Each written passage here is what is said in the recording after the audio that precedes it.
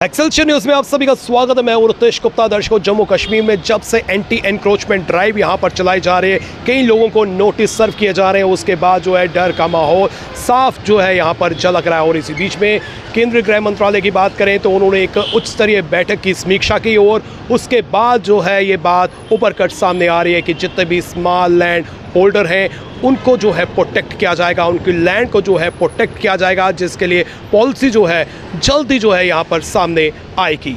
केंद्रीय गृह मंत्री अमित शाह ने उपराज्यपाल, प्रशासन के शीर्ष अधिकारियों के साथ विकास कार्यों, सुरक्षा परिदृश्य और जम्मू कश्मीर में अतिक्रमण के खिलाफ चल रहे अभियान की समीक्षा की। समीक्षा बैठक नई दिल्ली में करीब 1 घंटे तक चली। उपराज्यपाल के अलावा केंद्रीय गृह सचिव AK बल्ला, मुख्य सचिव डॉक्टर अरुण कुमार मेहता और नागरिक व पुलिस प्रशासन के अन्य वरिष्ठ अधिकारी इस बैठक में मौजूद थे।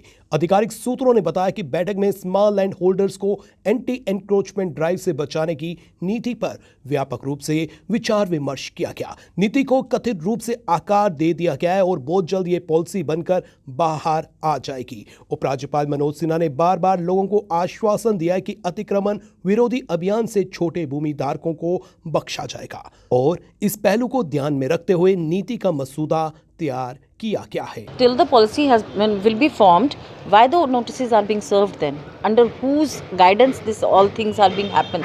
और पूरा क्योस एक जम्मू शहर को उन्होंने बना के रख दिया है। रोज़ देखो कहीं भी पीला पंजा पहुंच के कुछ भी तोड़ने की तैयारी में रहते हैं।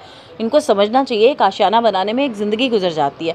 और अगर इस तरह का कुछ इनको लगता है कि किसी ने बहुत बड़ा कोई कब्जा किया है, कोई इसमें बहुत बड़े पॉलिटिशियंस, कोई ब्यूरोक्रेट्स इसमें इन्वॉल्व हैं, तो मुझे लगता है कि रेवेन्यू ऑफिसर पे क्यों कार्रवाई नहीं की जाती? क्या रेवेन्यू ऑफिसर्स जो उस समय के थे, क्या उनकी मिलीभगत के बिना कोई इतना बड़ा कब्जा कर सकता है?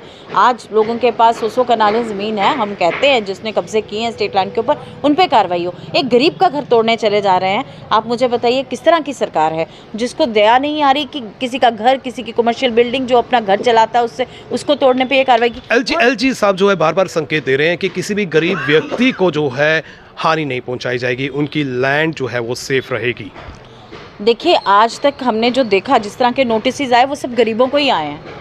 मुझे नहीं लगता किसी बड़े, और अगर मैं कहती हूँ why not the charity begins from home, why not BJP leaders whose name has come and this, why not their houses being, they have been serve the notices? क्यों उन डिप्टी CMs को, उन स्पीकर्स को notices नहीं? Anti encroachment drive जो है, आप देखें LG महोदय और भाजपा के बड़े बड़े नेता तो कहते थे कि जो बड़ी फिशेस हैं जिन्होंने हज़ारों कनाल, 100 कनाल जो ज़मीन सरकार की कब्जाई है उनसे वापस ली जाएगी।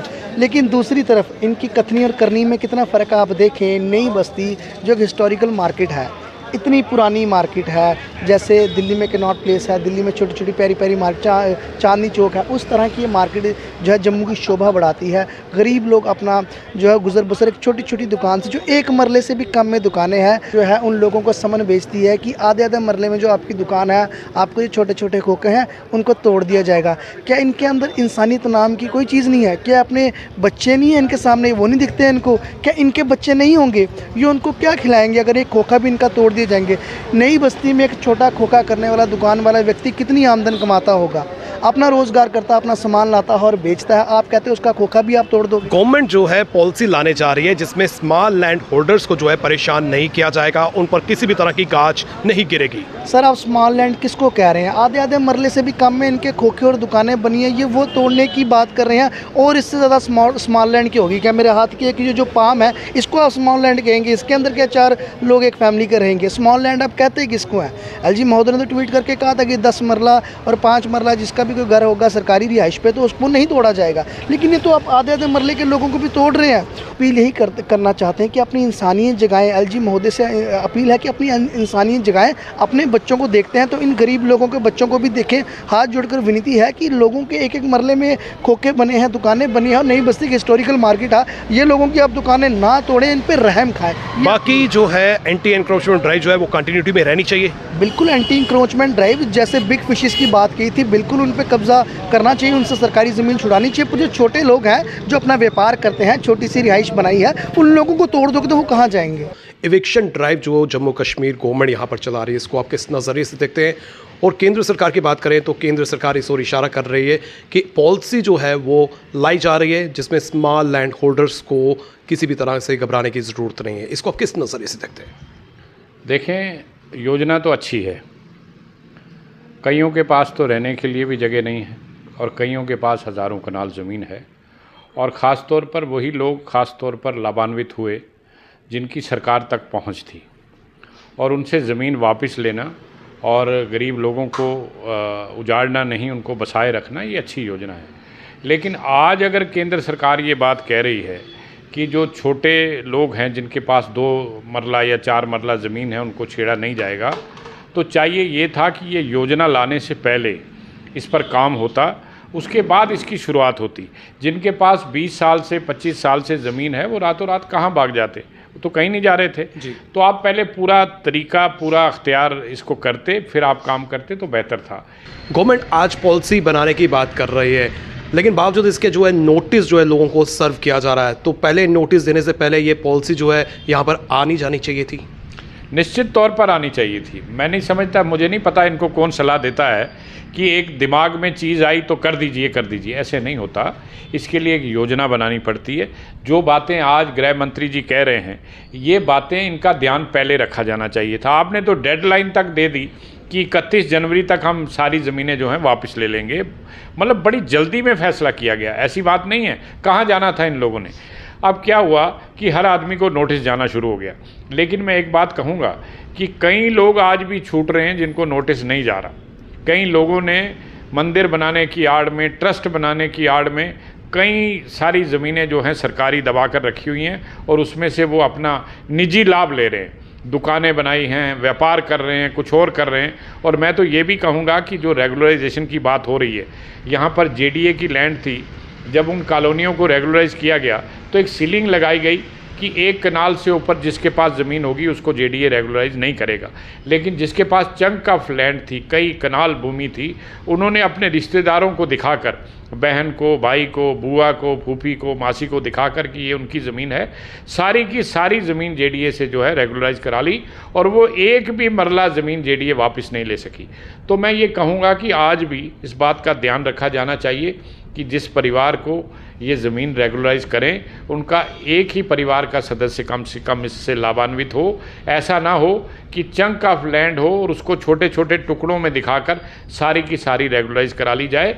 तो ये योजना लाने से पहले इन चीज़ों का ध्यान रखा जाना चाहिए था। चलें, आपने नहीं रखा ध्यान, अब भी आपको चाहिए कि आप इस ड्राइव को थोड़ी देर के लिए रोक दीजिए, जब तक आपका वो कानून या वो मसला तैयार नहीं हो जाता कि आप किस रेट पर कैसे कैसे करेंगे, तो उसको साथ साथ चलाइए। मैं समझता हूँ कि कहीं से कोई विरोध नहीं होगा, कोई शोर नहीं मचेगा, और इन लोगों को जिनके पास सरकारी ज़मीन है, जिस पर वो कॉलोनियाँ बनाकर बेचते हैं, आज करोड़पति नहीं अरबपति बन गए, उन लोगों से ज़मीनें वापस लेनी चाहिए और निश्चित तौर पर लेनी चाहिए। देखिए, सबसे पहली बात, जो भू माफिया जम्मू कश्मीर में था, मुझे लगा भू माफिया पे कार्रवाई होनी चाहिए।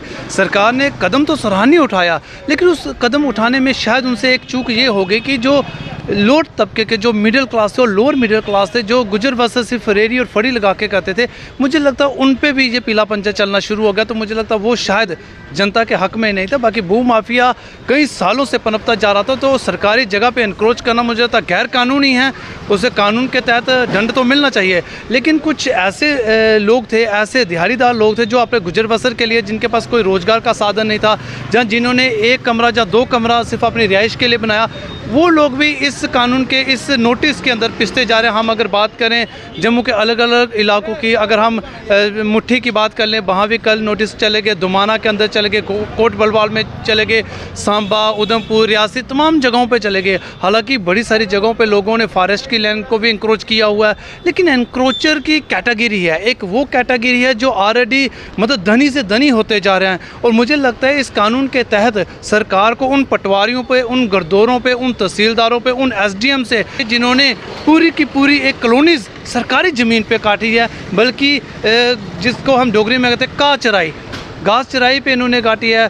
जो खड्ड थी जिसको 8/4 के इंतकाल हुए, वहाँ पे इन्होंने कॉलोनीज काटे। तो मुझे लगता वहाँ पे भी सरकार को कार्रवाई करनी चाहिए। और जहाँ तक आपने दूसरा सवाल पूछा कि इन्होंने कहा कि छोटे उन लोगों को तंग नहीं किया जाएगा, डीसी जम्मू का भी एक वीडियो सामने आया जिससे उन्होंने लोगों को अपील की कि हम ऐसे लोगों को पे कार्रवाई नहीं करेंगे जो सिर्फ कुछ अपने गुजर बसर की ज़मीन है। लेकिन ऐसा हुआ नहीं। सेम एलजी साहब ने भी कहा। तो मुझे लगता इन्हें नोटिस जारी करने से और इस ड्राइव को चलाने से पहले उन लोगों की एक कैटेगरी बना लेनी चाहिए, क्योंकि आज जो डिस्टर्बेंस हुई है और कहीं ना कहीं ये मतलब लोगों के अंदर एक डर की जो भावना है जिसको हम सड़कों पे देख रहे हैं, तो मुझे लगता है राजनीतिक मुद्दा भी बनते जा रहा है। शायद ये राजनीतिक मुद्दा और लोगों में डर ना होता अगर सरकार ड्राइव चलाने से पहले इस पर भी एक ध्यान दे देती।